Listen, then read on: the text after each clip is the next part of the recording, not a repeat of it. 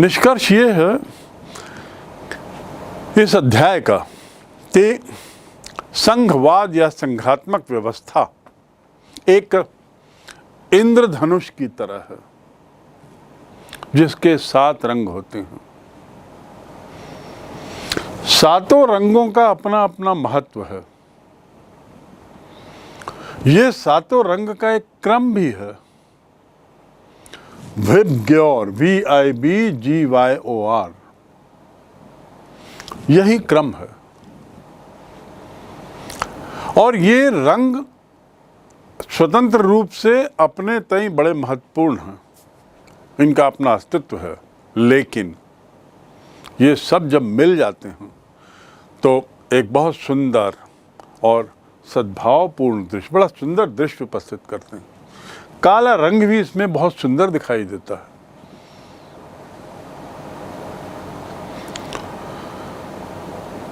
संघीय व्यवस्था केंद्र और राज्यों के बीच संतुलन बनाने का कठिन काम करती है।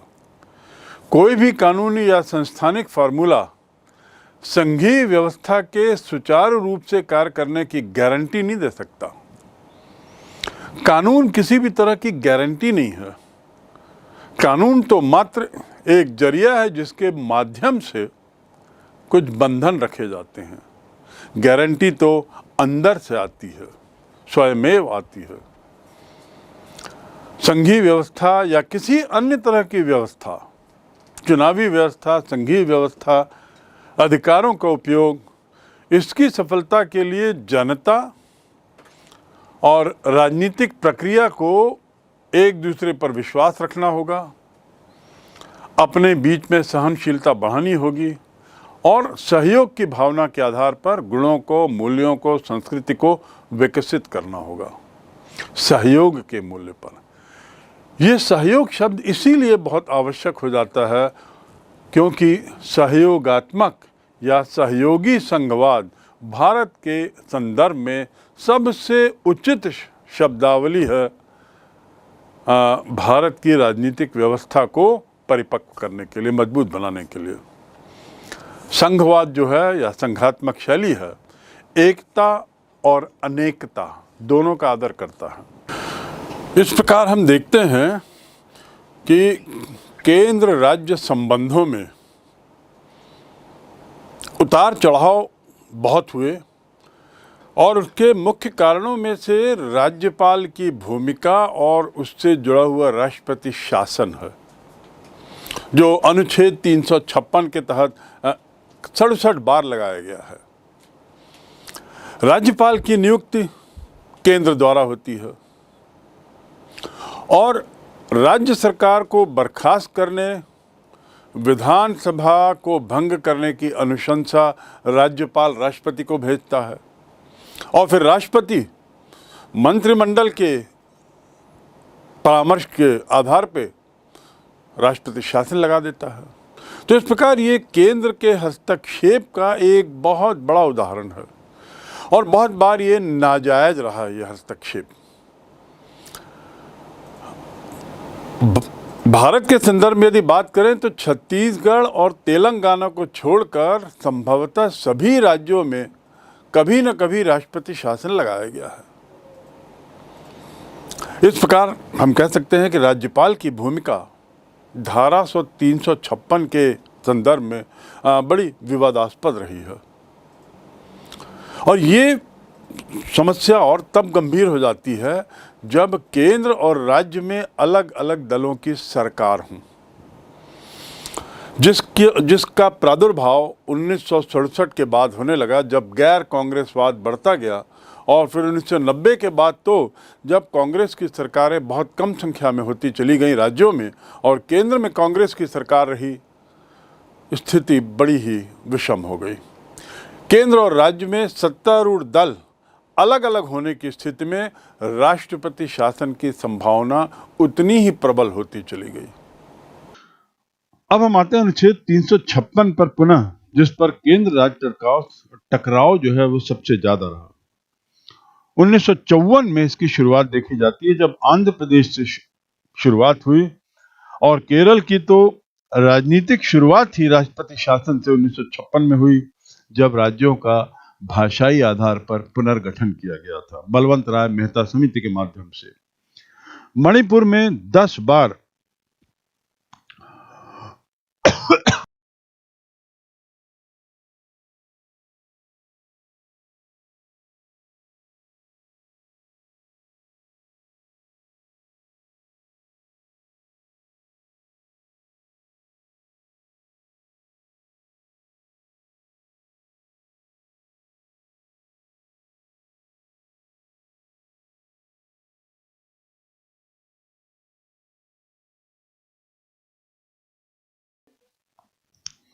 मणिपुर में 10 बार, उत्तर प्रदेश 9 बार, पंजाब 8 बार, जम्मू कश्मीर 7 बार, बिहार 8 बार। कितने उदाहरण हैं। और एक ही राज्य में यदि इतनी बार राष्ट्रपति शासन लागू हो तो क्या वहां स्थायी विकास की कल्पना की जा सकती है? सरकारों का बार बार बदलना किसी देश की, किसी राज्य के विकास के लिए अच्छी बात नहीं है। ये जान के आपको खुशी होगी कि छत्तीसगढ़ और तेलंगाना, छत्तीसगढ़ भी इसमें शामिल है, ये 2 ही राज्य हैं आज की स्थिति में जहां कभी राष्ट्रपति शासन लगाने की नौबत नहीं आई। वैसे देखा जाए तो तेलंगाना मात्र भी उसको 8 वर्ष हुए हैं, वो 8 वर्ष का शिशु है। छत्तीसगढ़ फिर भी 20-22 वर्ष उसकी स्थापना को हो चुके हैं।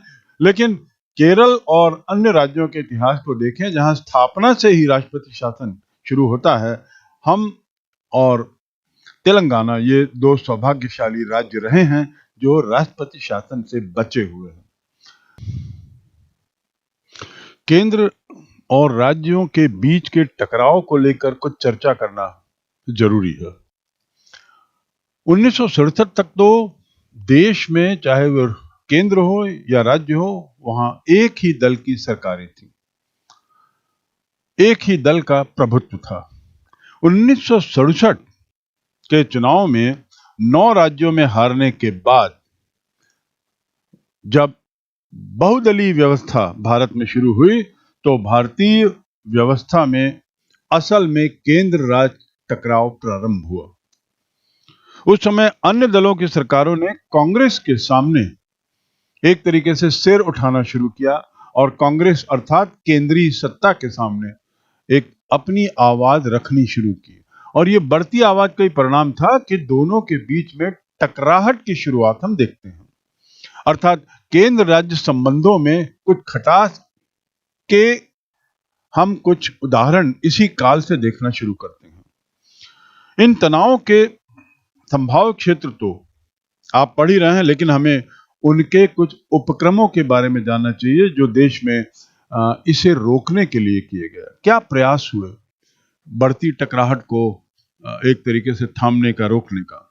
1966 में ही सर्वप्रथम प्रशासनिक सुधार आयोग की स्थापना होती है और प्रशासनिक सुधार आयोग कुछ प्रस्ताव देता है। उसमें केंद्र की कांग्रेस सरकार ने मोरारजी देसाई की अध्यक्षता में प्रथम प्रशासनिक सुधार आयोग का गठन किया, जिसे कुछ ऐसी अनुशंसाएं करनी थी, ऐसे रिकमेंडेशन देने थे जिनसे दोनों के बीच की टकराहट कम हो, संबंध बेहतर हो, फेडरल स्ट्रक्चर बना रहे और साथ ही साथ देश की एकरूपता पर भी किसी तरह की चोट ना हो।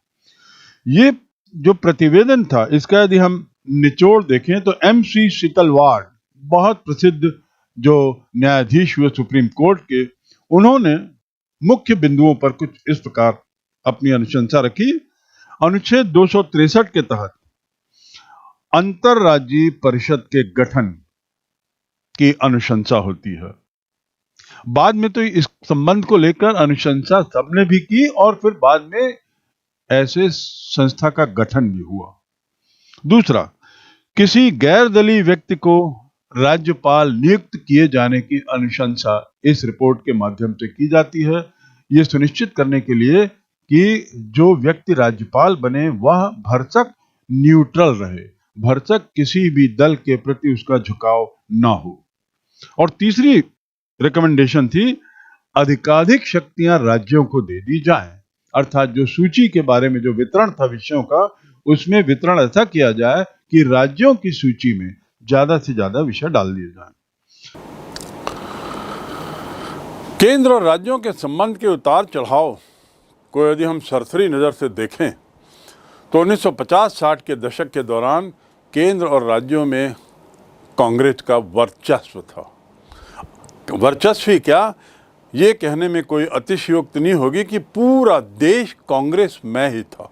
चाहे वो केंद्र सरकार हो या राज्यों की सरकारें हों, सभी कांग्रेस की थीं। परिणाम क्या था? संबंध बड़े मधुर, किसी भी तरह की समस्या या विवाद वाली बात नहीं। उसके बाद नए राज्यों के गठन के मांग के अलावा यदि हम छोड़ दें तो केंद्र और राज्यों के संबंध अच्छे रहे। केवल नए राज्यों को लेकर जो भाषाई विवाद जिसे हम कहते हैं, भाषा के मुद्दे पर जो हुआ, उसको लेकर तनातनी बनी रही। बाकी किसी अन्य मुद्दों पर संबंधों में खटास नहीं आई। लेकिन 1960 के दशक के बीच अर्थात 1965 के आसपास कांग्रेस वर्चस्व में कमी आती है, कांग्रेस के दबदबे में कमी आती है, गैर कांग्रेसी दलों का उदय होता है और वहाँ चीन के साथ युद्ध, उसके बाद उसमें मिली पराजय और फिर पाकिस्तान के साथ युद्ध। यद्यपि उसमें विजय हासिल हुई, लेकिन जो स्थितियां युद्ध के बाद की निर्मित हुई उसमें कांग्रेस की बदनामी ही हुई, कांग्रेस के वर्चस्व में कमी आई, जनता का विश्वास उस दल के प्रति टूटने लगा और फिर वह नेहरू के बाद का काल था।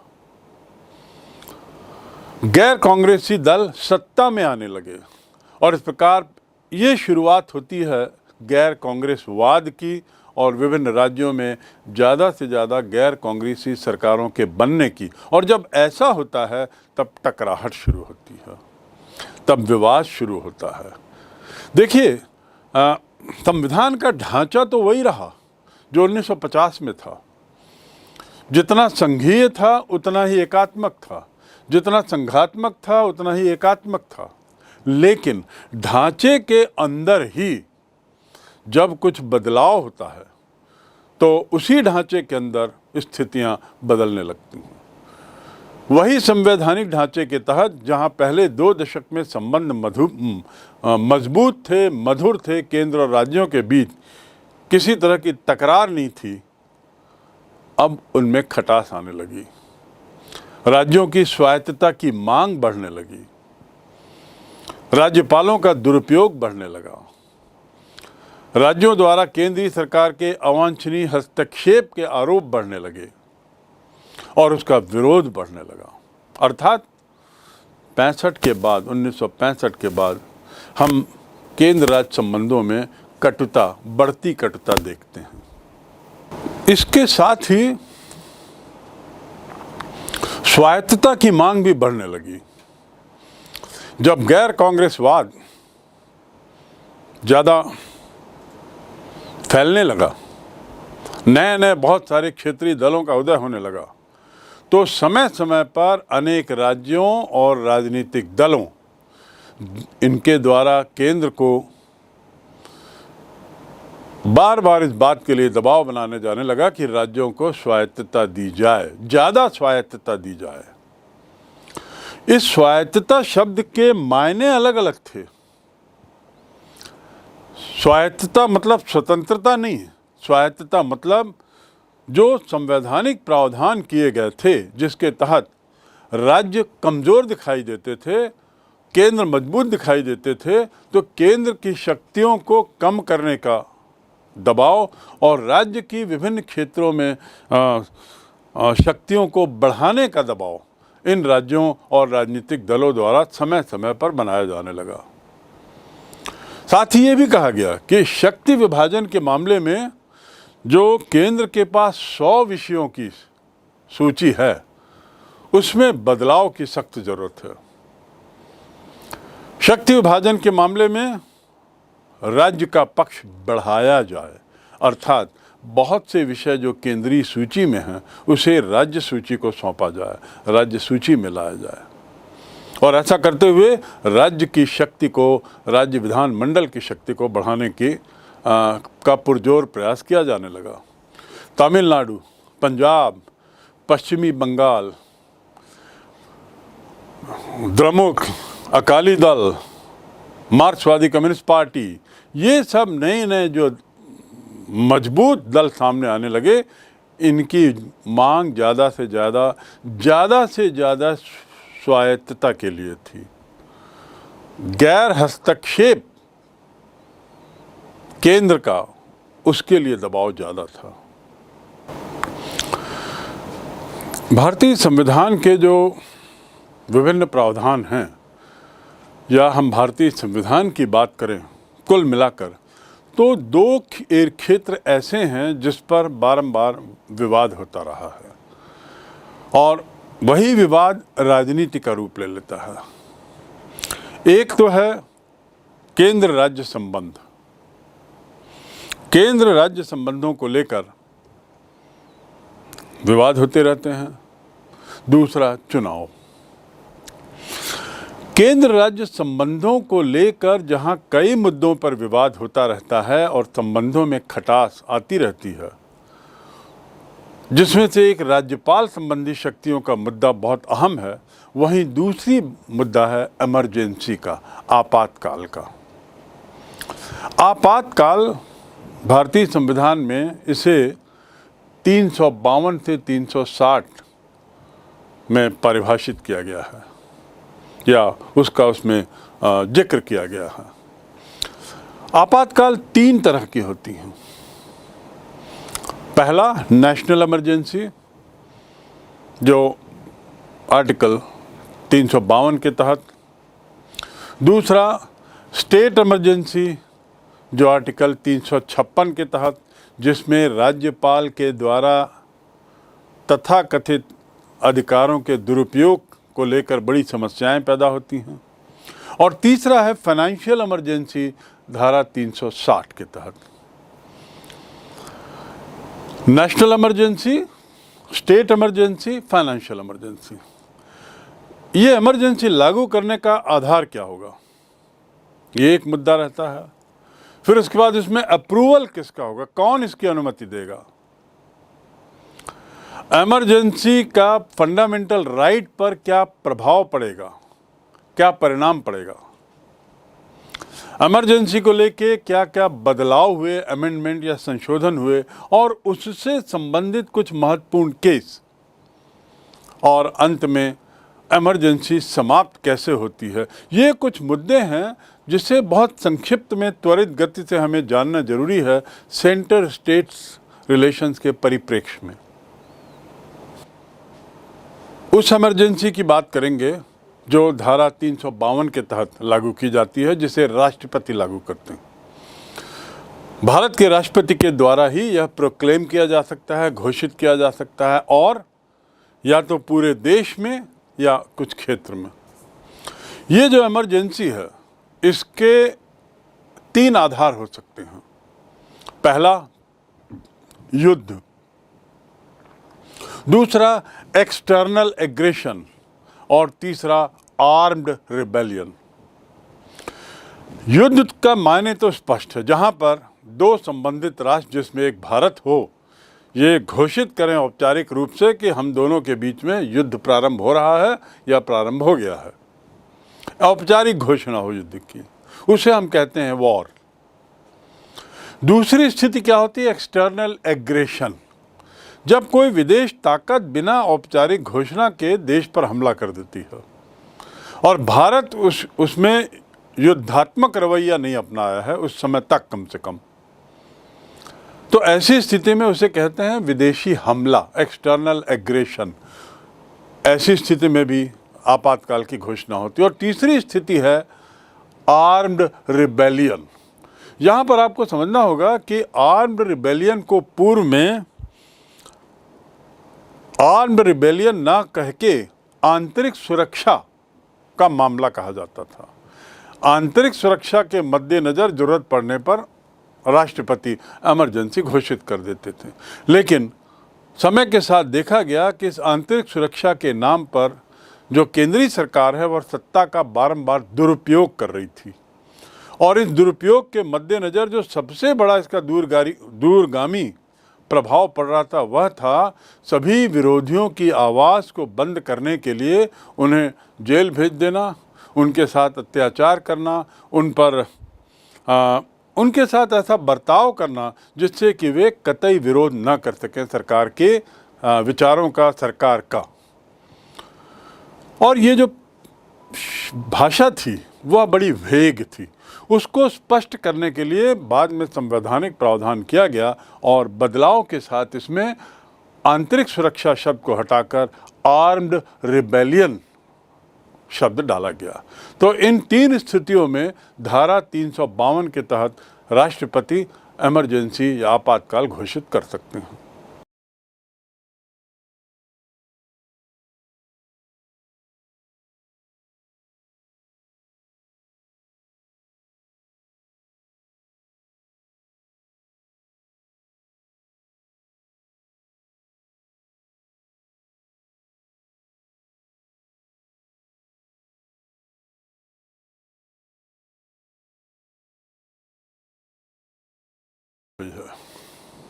सामान्यतः हम समझते हैं कि भारत में आपातकाल एक बार घोषित हुआ 1975 से 77, पर वास्तविकता कुछ और है।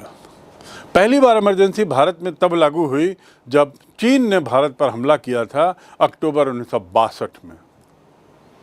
ये पहली इमरजेंसी थी। पहली बार आपातकाल की घोषणा 1962 में होती है। और ये जो घोषणा हुई आपातकाल की, ये आपातकाल की समाप्ति अंततः 1968 में होती है, अर्थात लगभग 4 वर्ष तक, 6 वर्ष तक इमरजेंसी लागू रही। बहुत ही लंबा काल था। इस बात को आपको याद रखना होगा कि पहली इमरजेंसी 1962 में और काल बड़ा लंबा। चीन युद्ध के परिप्रेक्ष्य में इसकी घोषणा हुई।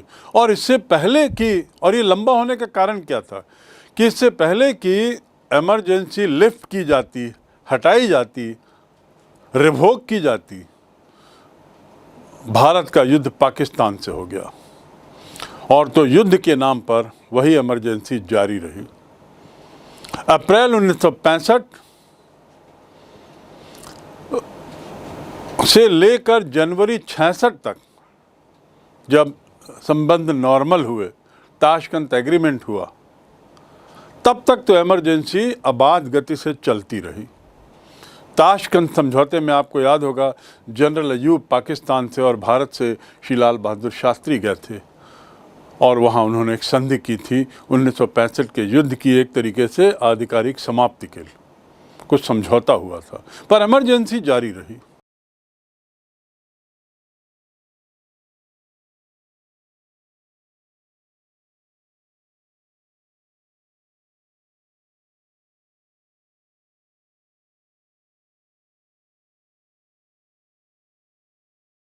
समझौते के बाद भी जब आपातकाल जारी रहा तो इसका विरोध बढ़ता गया। आखिर इमरजेंसी का जो प्रभाव जनता पर पड़ता है वह जनता बखूबी जानती है और उसके परिणाम स्वरूप बढ़ते विरोध, बढ़ते दबाव, न्यायालयों में बढ़ती अपीलों की संख्या आपातकाल के खिलाफ और साथ ही साथ अंतर्राष्ट्रीय दबाव, इसके परिणाम स्वरूप अंततः 1968 में ये जो इमरजेंसी है वह हटा ली जाती है, लिफ्ट कर ली जाती है। और इस प्रकार 1962 से 1968 पहली इमरजेंसी का काल हम कह सकते हैं। दूसरी बार भारत में इमरजेंसी लागू होती है जब पाकिस्तान भारत पर हमला करता है, अर्थात युद्ध की स्थिति में। 3 दिसंबर 1971 68 में पहली इमरजेंसी लिफ्ट हुई और मात्र 2 वर्षों बाद, 3 वर्ष बाद दूसरी इमरजेंसी लागू होती है। और ये पाकिस्तान युद्ध के परिप्रेक्ष्य में इस इमरजेंसी के बाद के दौरान तत्कालीन सरकार कुछ इस तरह के कानून बनाती है जिसे हम बड़े बहुत ही उसकी दृष्टि से देखते हैं, शंका की दृष्टि से देखते हैं और इसकी बड़ी आलोचना हुई। इन संवैधानिक प्रावधानों में, कानूनी प्रावधानों में MISA, maintenance of internal security act, COFEPOSA और उसके अलावा गवर्नमेंट के कुछ अन्य कानून, जिसका मकसद था प्रिवेंटिव डिटेंशन। जैसा मैंने बताया कि पूर्व की इमरजेंसी, पहली इमरजेंसी को लिफ्ट इसलिए किया गया क्योंकि उसका विरोध बहुत बढ़ता गया। दूसरी इमरजेंसी के समय भी इमरजेंसी के नाम पर सरकार अपनी सत्ता का दुरुपयोग कर रही थी और उस दुरुपयोग को किसी तरीके से प्रश्न चिन्ह न लगे या किसी के द्वारा उसका विरोध न किया जाए, तो विरोधियों को जुबान बंद करने के लिए, विरोधियों को रोकने के लिए कुछ इस तरह के प्रावधान किए गए जिसे मीसा, कोफपोसा आदि कहते हैं। और संक्षिप्त में ये प्रिवेंटिव डिटेंशन था, इसलिए अंदर करना किसी को, ताकि वह उसका विरोध, किसी चीज़ का विरोध ना कर पाए। ये बहुत ही बड़ा पावर का मिसयूज़ का उदाहरण था। इसमें बहुत से अरेस्ट हुए, बहुत से लोगों की जेल में रहते हुए डेथ हुई, बहुत से लोग एनकाउंटर्स के नाम से मारे गए। और वैसे तो ये इमरजेंसी लागू हुई थी वॉर के नाम से, लेकिन जारी रही और इसका दुरुपयोग हुआ। अंततः इसे भी हटाया गया। फंडामेंटल राइट्स जो सस्पेंड हुए थे वे हटा दिए गए और नवंबर 74 में यह इमरजेंसी लिफ्ट होती है। दूसरी इमरजेंसी को जब रिवोक किया गया तो स्थितियां कुछ बदली हुई थी। प्रिवेंटिव डिटेंशन का जिस तरीके से दुरुपयोग किया गया था, उसको लेकर अब लोगों में भूचाल आया हुआ था। बहुत उसको लेकर आपत्तियां आई थी, बहुत से लोग कोर्ट्स में गए थे फंडामेंटल राइट्स के मामले को लेकर, जो कि इमरजेंसी में सस्पेंडेड रहता है, उसको लेकर काफ़ी देश में उथल पुथल मची हुई थी।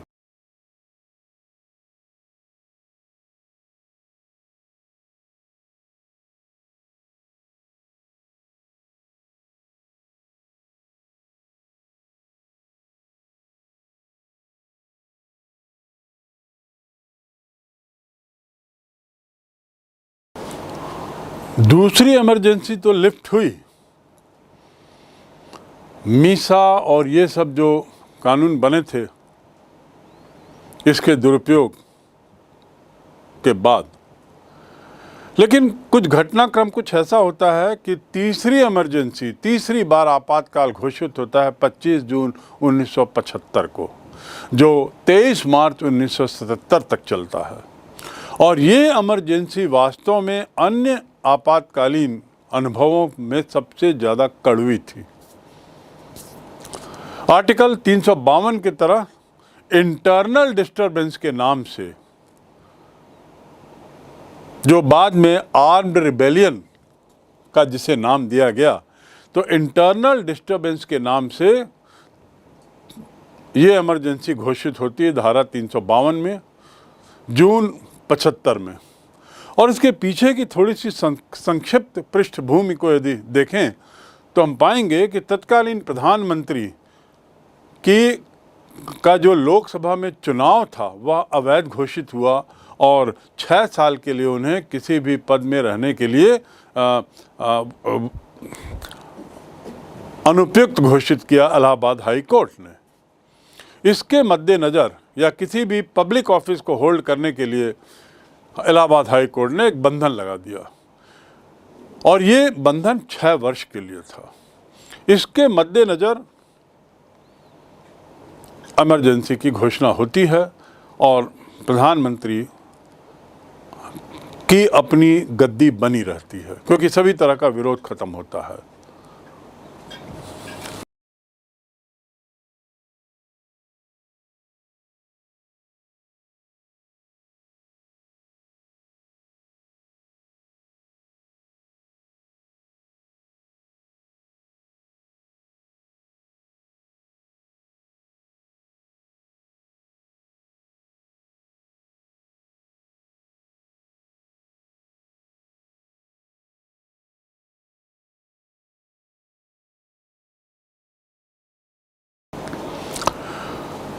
तत्कालीन प्रधानमंत्री को इलाहाबाद हाई कोर्ट के निर्णय के मद्देनज़र विरोधी दलों के द्वारा पद से हटने का एक तरीके से अभियान पूरे देश में चलता है। इस अभियान को कुचलने के लिए कुछ संवैधानिक बदलाव भी किए गए, कॉन्स्टिट्यूशनल अमेंडमेंट भी किए गए, फंडामेंटल राइट्स, मूलभूत अधिकारों को एक तरीके से सस्पेंड कर दिया गया, अधिकारों को सीमित कर दिया गया, विरोधियों को गिरफ्तार कर जेल भेज दिया गया, और गवर्नमेंट के बहुत सारे ऐसे प्रोग्राम्स आए जो जनता के प्रति कम संवेदनशीलता का परिचायक थे। उदाहरण के लिए स्लम क्लियरेंस, झुग्गी झोपड़ियों को हटाना। लाखों करोड़ों की संख्या में जो झुग्गी झोपड़ियों में लोग रहते थे, बड़े बड़े शहरों में सुंदरता के नाम पर इनके झुग्गी झोपड़ियों को तोड़ा जाने लगा, बुलडोज़र चलाया जाने लगा, और इसके साथ ही फैमिली प्लानिंग के नाम पर बहुत अत्याचार हुआ, सीमित परिवार के नाम पर बहुत अत्याचार हुआ, और तो और प्रेस सेंसरशिप भी बड़ी कड़ाई से लागू हुई, जिसमें समाचार पत्रों पर यह बंधन लगा दिया गया कि वे किसी भी तरह के समाचार को छापने से पहले सरकार के संबंधित अधिकारी की अनुमति लें। अर्थात हर तरीके से प्रयास था कि विरोध को कुचला जाए। तो इमरजेंसी का बहुत बड़ा दुरुपयोग का ये उदाहरण था। वैसी इमरजेंसी जिसको लागू करने के लिए जो कारण बताया गया वह था इंटरनल डिस्टर्बेंस, अंदरूनी अव्यवस्था। डिस्टर्बेंस के नाम पर, जो एक बहुत वेग शब्द था, उसके नाम पर यह आपातकाल लागू हुआ था।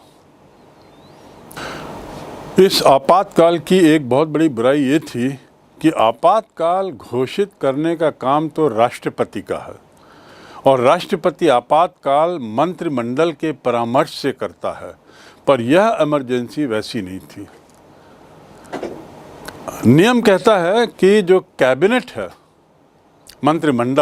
मंत्रिमंडल के लिखित परामर्श पर राष्ट्रपति ऐसी घोषणा करता है, और घोषणा के तुरंत बाद आवश्यक है कि पार्लियामेंट के द्वारा इसके अप्रूवल लिया जाए, तब जाकर ये इमरजेंसी स्थायी होती है, तब उस काल के लिए जिस काल तक की इसकी ज़रूरत है। लेकिन ऐसा ना हो करके मात्र प्रधानमंत्री के एक तरीके से आदेश या परामर्श के आधार पर राष्ट्रपति ने ये इमरजेंसी घोषित की थी, और इस प्रकार यह इमरजेंसी गैर कानूनी भी थी, गैर संवैधानिक भी थी।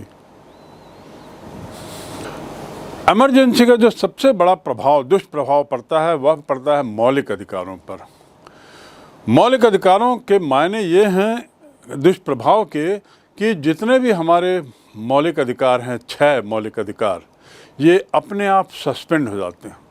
जैसे ही राष्ट्रीय आपातकाल घोषित हो तो मौलिक अधिकार स्वयमेव सस्पेंड हो जाते हैं, उसके लिए अलग से आदेश की जरूरत नहीं पड़ती।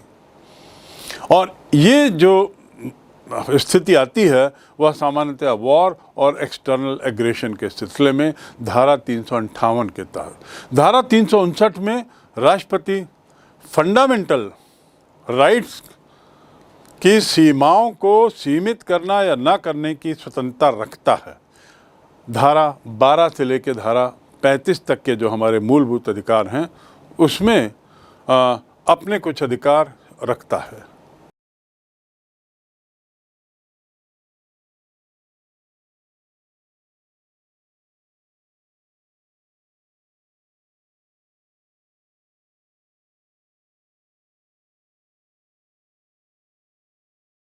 इमरजेंसी को लेकर अंतिम बिंदु। आखिर आपातकाल की चर्चा इसलिए हो रही है कि आपातकाल के समय दो बहुत बड़े बड़े परिवर्तन होते हैं, बहुत बड़े परिवर्तन। एक तो मूलभूत अधिकारों का सस्पेंड होना और दूसरा केंद्रीय राज्य संबंधों में आमूलचूल बदलाव आना। केंद्र राज्य संबंधों में इमरजेंसी के समय पूरी की पूरी सत्ता जो है वो केंद्र के हाथ में आ जाती है, चाहे वह राज्यपाल के माध्यम से आए, चाहे वह केंद्रीय सरकार के माध्यम से आए। इस तरह की खींचतान जो केंद्र और राज्य के बीच में होती आई है आपातकाल के नाम से, उसको लेकर हमारे संविधान में 4 बार संशोधन हुए, जिसे हम संशोधन 38, 39, 42 और 44 के रूप में जानते हैं। जो संशोधन 38 था उसमें राष्ट्रपति के द्वारा इमरजेंसी को घोषित करने के प्रावधान पर किसी तरह का जुडिशियल रिव्यू नहीं किया जा सकता, ऐसा प्रावधान रखा गया था। और ये कहा गया था कि एक बार यदि आपातकाल घोषित होता है तो वह फाइनल माना जाएगा, वह कंक्लूसिव माना जाएगा, उसमें किसी तरह के बदलाव की गुंजाइश नहीं है, किसी तरह के प्रश्न उठाने की गुंजाइश नहीं। लेकिन संशोधन के तहत मिनर्वा मिल केस एक बड़ा प्रसिद्ध केस हुआ, जिसमें ये प्रावधान किया गया कि इसके जो अधिकार हैं आपातकाल के वे इनकंक्लूसिव हैं, अर्थात इस पर प्रश्न उठाया जा सकता है, कोर्ट में जाया जा सकता है। जैसा मैंने एक उदाहरण दिया कि जो तीसरी बार जब आपातकाल की घोषणा होती है उसके पीछे उसकी पृष्ठभूमि में इलाहाबाद हाई कोर्ट का जजमेंट था तत्कालीन प्रधानमंत्री के संबंध में। इमरजेंसी के लागू होते ही एक और अमेंडमेंट किया जाता है जो बहुत ही दूरगामी 42वां अमेंडमेंट। 42वां अमेंडमेंट बहुत अपने दायरे में बहुत बड़ा था। इसमें स्पष्ट कर दिया गया कि राष्ट्रपति, उपराष्ट्रपति, प्रधानमंत्री और स्पीकर, इन 4 पदों के चुनाव और चयन को लेकर कोई कोर्ट नहीं जा सकता। There appointment cannot be questioned. आप समझ सकते हैं इलाहाबाद हाई कोर्ट के निर्णय की भूमिका कहीं इस अमेंडमेंट की तरफ थी। तो पहला बदलाव 42वें संशोधन में कि ये 4 पदों पर किसी भी तरह का इनके चयन को लेकर सवाल नहीं किया जा सकता। अमेंडमेंट का दूसरा महत्वपूर्ण हिस्सा था कि इसमें 3 शब्द भारत की प्रस्तावना में, संविधान की प्रस्तावना में डाले गए, जिसे हम प्रीएम्बल कहते हैं। उसमें जो 3 शब्द डाले गए वे थे सोशलिस्ट, सेक्युलर और इंटेग्रिटी। इसके मायने क्या हैं ये किसी अन्य अध्याय में पढ़ाए गए हैं। फिलहाल आपको इतना जानना है कि 42वें संशोधन का ये एक बहुत महत्वपूर्ण हिस्सा था। तीसरा, एक आर्टिकल 31D इसमें डाला गया, जिसके तहत prohibition of anti national activities के नाम से कानून बनाया गया, अर्थात देश विरोधी गतिविधियों के नाम पर केंद्र सरकार के हाथ में असीमित ताकत आ गई। ये 42वें संविधान संशोधन के कुछ प्रावधान थे, बड़े दूरगामी परिणाम। केंद्रीय सत्ता को बहुत मजबूत बनाते हुए विरोधियों की आवाज़ को पूरी तरह रोकने का एक स्पष्ट उदाहरण। बाद में 44वां संशोधन आता है जो 42वें संशोधन के बहुत से इन प्रस्तावों को, इन कानूनों को पलट देता है।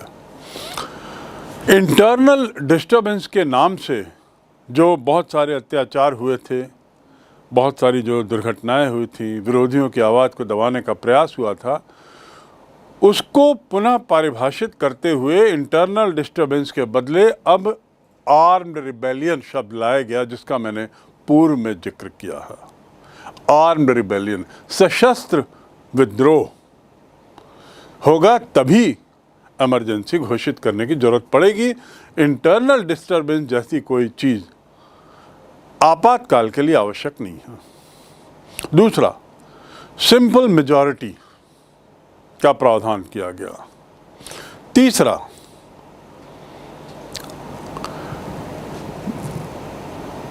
रिट्स के अधिकार कोर्ट को मिले रहे, अर्थात जो हमारे मूलभूत अधिकार थे उसमें अधिकार जिस आर्टिकल 20, अधिकार आर्टिकल 21, ये अधिकार किसी भी तरह की इमरजेंसी में हटाए नहीं जा सकते, ऐसा प्रावधान किया गया। अर्थात संसद के अधिकारों को भंग करने की शक्ति को कुछ सीमित किया गया, न्यायपालिका के अधिकार क्षेत्र को बढ़ाया गया और न्यायालयों को अधिकार दिया गया कि वे हैबियस कॉर्पस के माध्यम से सुनवाई कर सकते हैं, प्रश्न उठा सकते हैं और जनता को अधिकार है कि वह कारण पूछ सकती है इमरजेंसी लागू होने का। दूसरे शब्दों में जुडिशियल रिव्यू का भी प्रावधान किया गया, जिसे धारा 42 और 39 के तहत सस्पेंड कर दिया गया था। इस प्रकार इमरजेंसी क्यों, कैसे और इसके दुष्परिणाम, परिणाम और अंततः इसे किन स्थितियों में हटाया जा सकता है, ये हमने जाना। इमरजेंसी या आपातकाल के संबंध में यह जानकारी इसलिए बहुत आवश्यक थी क्योंकि इसका सेंटर स्टेट रिलेशन से गहन संबंध है और इस आपातकाल के संबंध में अध्ययन करते हुए हम सतत रूप से देख रहे थे कि किस प्रकार केंद्र और राज्यों के बीच में ये टकराहट का मुद्दा बना हुआ था।